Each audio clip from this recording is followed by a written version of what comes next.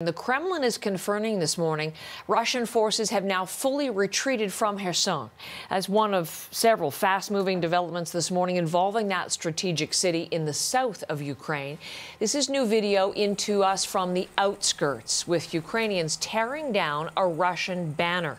It's a symbol of the 8-month occupation that is now over. Abby Kugathasan is in London, and she is tracking all of this. The many reports, Abby, about what's happening. We're getting both official versions and unofficial versions. As I said, very fast moving. But begin, if you would, with the fresh official confirmation from the Kremlin about the Russian retreat.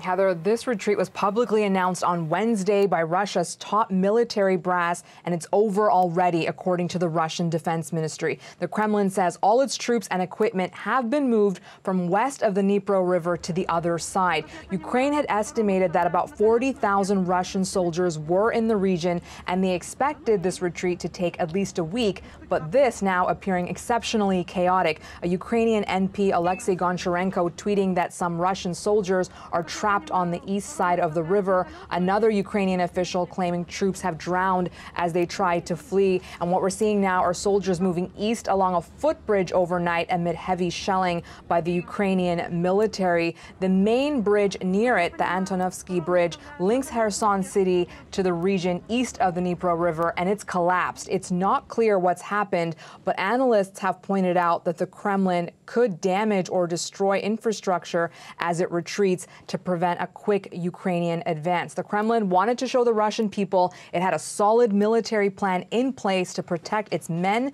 and its military. Heather, that's not the scenario this hour.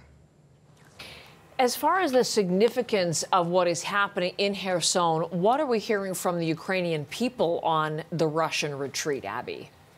Heather, there's been much talk about Russian military failures, especially in recent weeks, but this is being seen as a deeply significant blow to the Kremlin. Kherson is the only regional capital it has seized since it launched the full-scale invasion in February. It was a symbolic victory, but strategic too, because of its proximity to Crimea. Let's have a listen to Ukrainian MP Goncharenko. He made these comments before the developments of the last couple of hours, but after he knew Russia was on its way out. Too early to say that Ukraine won this war, but we already, after liberation of Kherson, we can say that Russia lost this war. We have to remember that only mere weeks ago, Vladimir Putin held a very lavish ceremony at the Kremlin and announced the annexation of Kherson. And Ukrainian Foreign Minister Dmytro Kuleba taunting the Kremlin with his tweet in the last hour about a poster near the city which claimed Russia is forever here, saying, well, not really. We have heard from Kremlin spokesperson Dmitry Peskov now insisting that Kherson remains part of the Russian Federation. But we're seeing images of civilians in the region, in the city, who've been under occupation since early March, holding Ukrainian flags, waiting for Ukrainian soldiers. A member of the regional council there saying that the Ukrainian military is almost fully in control of the city.